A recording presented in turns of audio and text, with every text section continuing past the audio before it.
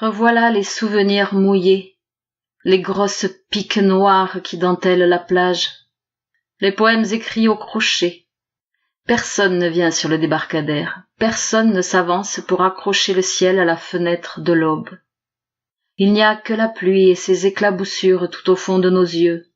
On a perdu la vue sur l'océan. Les frissons du dimanche, le goutte à goutte du crépuscule, le soleil serré contre la poitrine du large, quelques regrets, une pointe de douceur plantée entre les côtes. Plus personne pour la retirer, plus rien. L'océan par la vitre. À cet instant, on ne le voit plus. On le sait là, quelque part entre le front du petit jour et les phalanges noires qui se replient derrière. Le reste a disparu. Pas seulement dans le brouillard, mais aussi dans les ventres. Ça n'a pas tenu plus loin, l'impression de chaleur quand le blizzard fait face. Quand on sort de l'eau sans se soucier des foules qui pressent en sens inverse.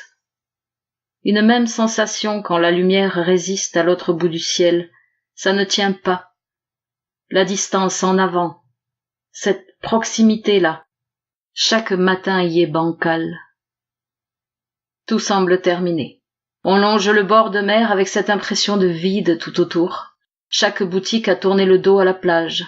Les pelles, les seaux, les filets de raquettes, les crocodiles, les parasols, un sol glissant d'huiles et de sable mêlés. Les tourniquets de cartes postales, les voici en retrait. Et si l'eau saute encore au-dessus de la digue, ça n'attire plus personne. Ni même cri de surprise, ni défeuillage, ni ciel rincé. On est simplement fatigué de ce gris en transit. Sans doute un peu plus grave, un peu fuyant, un peu branlant, sans doute.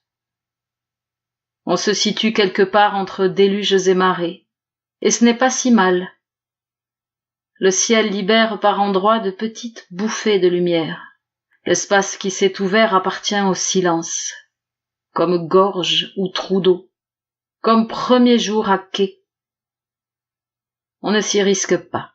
De toute façon, les mots se bloquent et on reste bouche bée devant les lames noires, vidé de toute attente, prêt à tout avaler.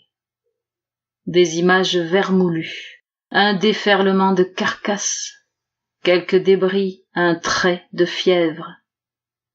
L'épave de l'enfance. On l'a déjà pillée.